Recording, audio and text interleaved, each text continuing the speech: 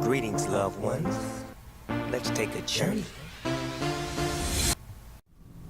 Thanks, Snoop Dogg. Today we'll be looking at the burden of health in Africa.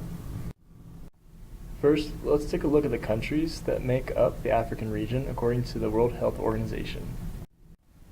So the African region is huge. Something tell me Donald Trump would like it. It's comprised of 47 countries, all of Africa except for Morocco, Tunisia, Libya, Egypt, Sudan, Eritrea, Djibouti, and Somalia. It has a population of over 1.1 billion people, has about a fifth of the total land on Earth, and 1.7 million square miles. Pretty big place.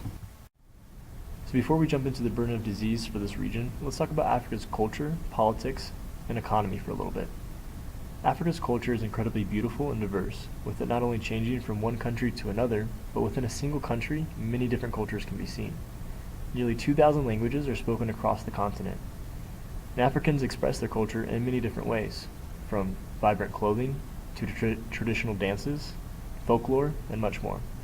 This region is home to over 100 different UNESCO World Heritage Sites. All of Africa was colonized by foreign powers during the scramble for Africa in the late 19th century, except for Ethiopia and Liberia. Before colonial rule, Africa comprised up to 10,000 different states and autonomous groups with distinct languages and customs. Libya became the first African nation to declare independence in the 1950s. The African Union established in 2001 and includes all countries except for Morocco, which isn't a part of the WHO's African region, so we don't even care about them for this video. Anyways, the AU seeks to unify Africa and intensify its overall development. Africa is the poorest and most undeveloped continent with a continental GDP that accounts for just 2.4% of global GDP.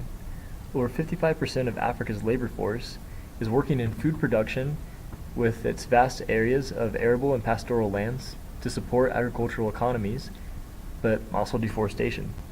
I know this all sounds pretty bleak, but industry has grown in many parts of the region, so that's good. Alright, so let's jump into the real reason you watch this video. Death and disease. I'm not judging, I made the video. The chart on the left shows the leading causes of mortality in the region by disease. The chart on the left shows the DALY, or the Disability Adjusted Life Year. This is the number of years of life lost due to disease, in case you forgot from class.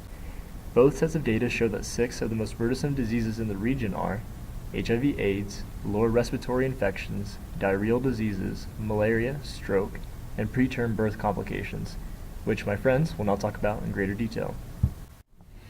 HIV/AIDS is the most serious disease on the continent of Africa. It causes the highest burden on the population. The disease does not kill people, but instead inhibits the immune system, which makes them more susceptible to other diseases. The biggest disease that causes problems is tuberculosis. It is most highly concentrated in eastern and southern Africa, with some countries such as Botswana having rates as high as 25%. Not good. Only 37% of people have access to retroviral treatment, but it has been improving in recent times. Community, health, education, and care efforts have also worked at helping reduce the stigma and help infected people live normal lives. Yeah. Respiratory diseases are the second highest indicator of mortality and DALYs in the African region. Major risk factors for chronic respiratory diseases include tobacco smoke and other forms of indoor air pollution, allergens, household chemicals, and outdoor pollution. And there's strong evidence associating these diseases with living near roads with heavy traffic. So vehicles such as diesel-fueled buses and combi vans are major sources of pollution in the region. And as you can see, this disease is affecting many children, especially in the African region. Pneumonia, for example, is a leading cause of death in children, accounting for 18% of global deaths, and asthma as well is increasing throughout the African region, especially among children. Diarrheal disease is one of the leading causes of death in sub-Saharan Africa. It mainly affects children under 5 and is more prevalent among families living below the poverty line. The main diseases that contribute to this issue are cholera and typhoid. They are both caused by poor sanitation and dirty water. The greatest burden from diarrheal disease is due to the malnutrition and dehydration that can result. Over half of the deaths due to diarrheal disease worldwide occur in sub-Saharan Africa. The most effective treatment for diarrheal disease is use of oral rehydration salts, or ORS. They cost around 10 cents and can prevent about 90% of deaths. However, only about 30% of people are treated with them. So malaria is the fourth highest burden of disease in Africa. High-risk groups include children, pregnant women, people living with HIV and AIDS. As you can see, most of the cases and deaths of malaria are in the African region, and many of the deaths from malaria are children under 5. So Stroke is included under cardiovascular diseases, or CVDs for short. These all include heart attacks, strokes, high blood pressure, and cholesterol, among many others. CVDs are the fifth highest indicator of mortality in the African region. As you can see, high blood pressure is the most frequent risk factor for CVDs and is estimated to be prevalent in about 20 million people in the African region. High-risk groups are those who are overweight and obese, but it can also affect children through rheumatic fever, which is affecting many children in developing countries where poverty is widespread. And CVDs accounted for 1.8% of total DALYs in the African region in 2012.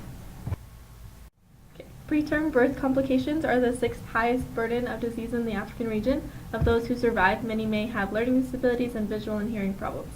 Of the 11 countries with preterm birth rates over 15%, 9 of them are in the African region. Common causes of preterm birth include multiple pregnancies, infections, and chronic conditions.